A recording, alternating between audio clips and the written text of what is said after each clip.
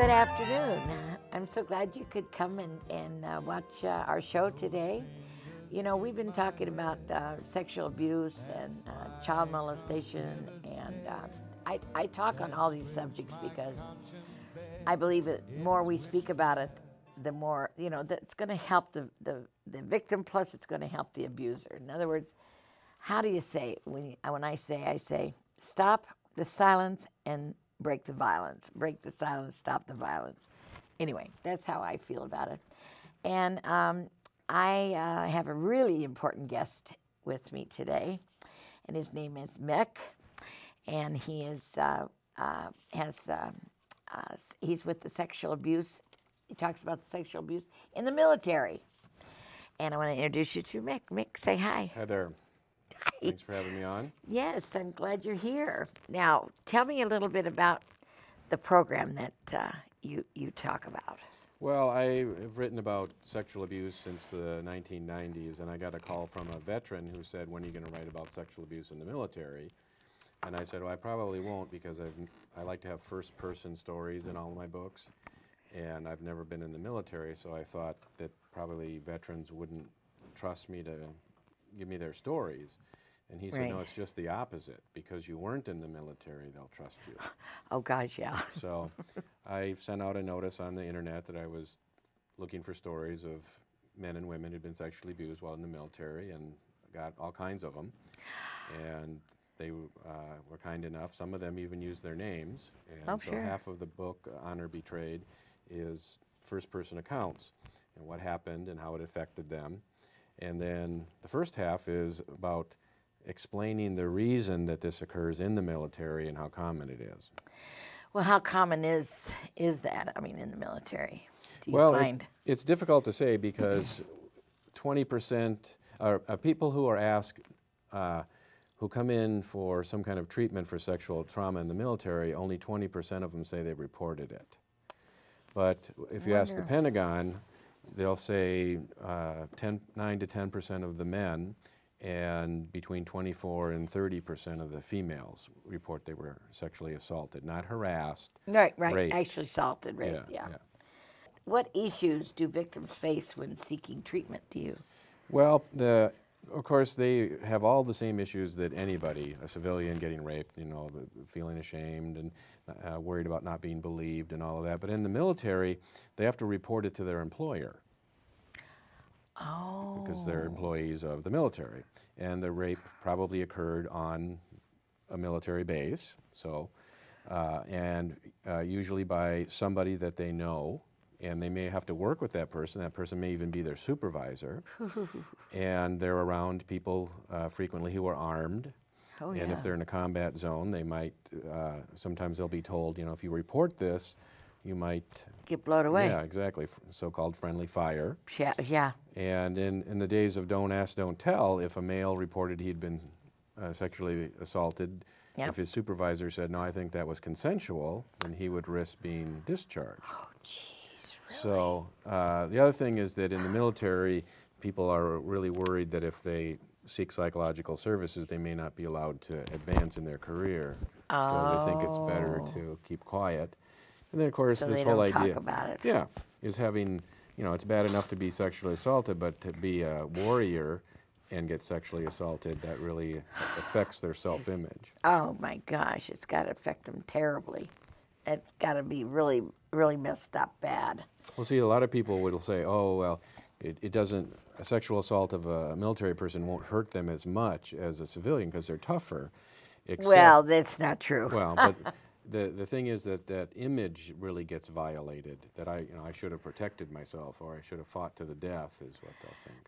Well, that's true. That's probably, in other words, you think the therapists think that they should have fought till they dead in the military? Veteran themselves will say, you know, that here I'm a trained warrior and I should have fought back more.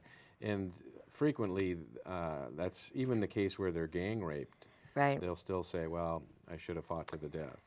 Yeah. That's because that's how the military brainwashes them in the military. That's how they're brainwashed to believe they're super powerful people, the humans. They're even more powerful than and more supposed to be like warriors, strongest warriors out there in our country today, in the world today. But what a shame that they have to feel, that, I mean, that must be a horrible feeling. Right, and that's what To- you keeps know. them from reporting it or seeking help even if they do report it. And the other thing that happens is they'll hear about people who do report, and they'll talk about it as the second assault, which is that the justice system makes it so hard on them that they decide either to withdraw the claim, and then it looks like they lied, Oh, sure. or Oh, sure. to, a lot of times people say, well, I survived the rape, but what I still am concerned about is how I was treated by the people who didn't rape me, how they told me it was my fault, or I should keep my mouth shut. Yeah, or and don't things like talk that. about it. Yeah. That's got to be really hard. So you decided that you were going to write this book and bring all this to the forefront, which I applaud you so much. I just can't believe it. I just love what you've done. This is so great. Honor betrayed, sexual abuse in America's military. Amazon.com. What are some issues victims face when seeking treatment? Well, that one of the things that will happen is if somebody develops post-traumatic stress disorder as a result of the sexual assault, if they didn't report it while they were in the military, then they can't then claim, try to get benefits afterwards for the post-traumatic stress disorder. Oh, no. And so there are a lot of people who don't talk about the assault until they're out of the military, and Yep. Then it's kind of like, well, why didn't you report it before? Yes. Now you're just looking for money, and so there's this implication. What a horrible, Yeah. what a horrible thing for them to put on top of being abused and raped and whatever else, and then put that on top of it.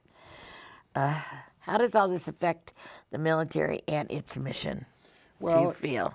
It certainly reduces morale to know that you're very likely to get sexually assaulted by your comrades. That it makes it harder to retain people. 50% of the men who were sexually assaulted left the military as a result. Oh, Okay, my God. So think about the hundreds of thousands of dollars we spend in our tax dollars, like for a fighter pilot. Or Oh, something yeah, like that. and then they walk away. Right. Some purposely get dishonorably discharged because they want to get out quicker. Right. Because they're stationed with the person or persons that assaulted them. So Right. one of the stories in the book, this man was sexually assaulted, and so he gets drunk and goes AWOL and thinking, well, now they'll discharge me, but they didn't.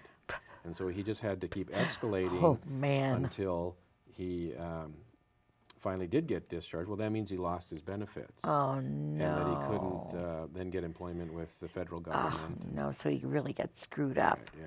So it's a very, I mean, if somebody who works for, a civilian organization says, well, I'm just going to quit, Well, they can do that. that's a little bit different than Yeah. walking away from all that benefits the Right. military has to Right. offer Well, them. and if you signed where you're an enlistment for a certain number of years, they can put you in prison if you decide to try to resign. That's right, yeah. Oh, that's right. Yeah, you could go AOL. Yeah. And some people are so ashamed of it. I worked with a man one time who had been sexually assaulted, and he was gang raped, and one of the people that assaulted him said, I have AIDS. And Oh, now so do you. And he came back on leave, and his wife expected him, that he'd want to be sexual with her. Yeah, right.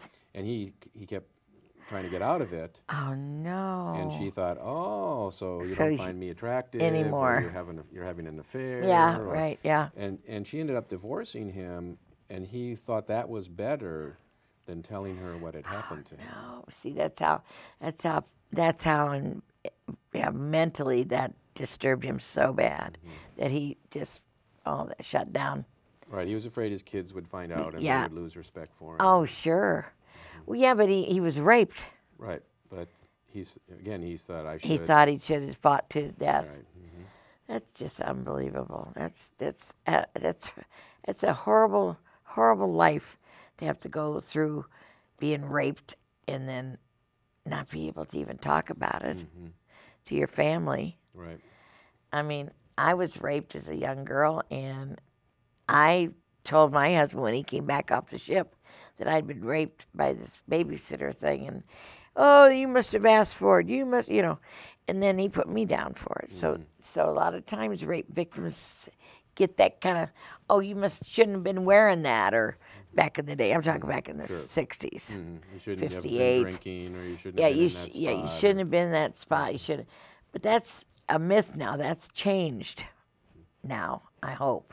Well, some of the justification for sexual assault is it's a weapon. So if somebody thinks women ought not to be in the military at all, or they ought not to be in certain roles, one way to get rid of them is to rape them. Yeah. Or if you think gays ought not to serve in the military, even somebody you think might be gay, that's a way to try to drive everybody out. Oh, wow. We were talking earlier Never about thought people of that. leaving early. One reason that people don't want to talk about this is we have a all-volunteer army now. Right. And so it's a lot different. It's different than when people get drafted. And so if you find out that a third of the women getting raped, that's going to be harder to get people to enlist. Well, sure it is. I never thought of that. Yeah, well, that's for sure. That would be. Oh, my gosh, yeah. I never thought about that. I mean, is that happening a lot? Well, I mean, what's the percentages on women being raped in the military, men being raped? I mean, is there percentages? We got 10% of the reported rapes of men are men, and between 24 and 30% of the females. That's a lot. And the VA did a study where they just looked at records and found that in 1 in 100 records, there was some reference to males having been sexually assaulted while in the military. Oh my gosh. Ouch. That's a blow. And that figure is skewed. It's low because those were Veterans Administration records. And what that means is if you didn't go to the Veterans Administration, you don't have a record. You don't have a record, yeah. Right. So a lot of the people who have been raped don't go to the veterans because it's too much like working with the military. Oh, they want to make sure they stay away from that. They want nothing to do with it, yeah. So they come to see civilians like me. Yeah. And what do you do for them? Well, I'm in private practice, so we come up with what are the symptoms that they want to get rid of. It could be nightmares or guilt or shame and whatnot, and then we use various techniques so that they can let go, they can forgive themselves, they can grieve the losses that they experienced, so that they have a scar instead of an open wound, so to speak. So, in other words, I have always said that what I have to learn to do is learn to forgive. And after, what has it been? It's been probably 60 years. And I don't think I've really forgave the whole thing, forgive him yet, to this day. Well, and there's the forgiveness of the offender or the offenders. There's also the forgiveness of self. If somebody's got a lot of self-blame, oh, I should have done this or I shouldn't have done that. No, see, I'm not there. I'm not on that self-blame. No, no. I know where the blame is. And that's different when somebody will say, well, if I was a boy and got sexually abused, that's different than being a man. Well, that's true. And a lot of times what we do know is people who are sexually abused as children are more likely to be sexually assaulted as adults. You think so? That's what that makes sense, doesn't it? And so there's one of the stories in Abused Boys is this girl gets sexually abused by her stepfather, and what she does is she freezes. And she's afraid that if she reports it, that her mother will kick her out. Oh yeah. Which is exactly what happens. I just had a guess just like that. Okay. And so then she enlists in the military because now she doesn't have a place to live. Right. And her sergeant starts sexually abusing her. Oh, jeez. And so here's this male in authority doing the same thing that her dad. That the dad so she did. froze. Oh, yeah. And repeated it, and then she was afraid that if she reported, that she'd be discharged. Discharged. Yeah.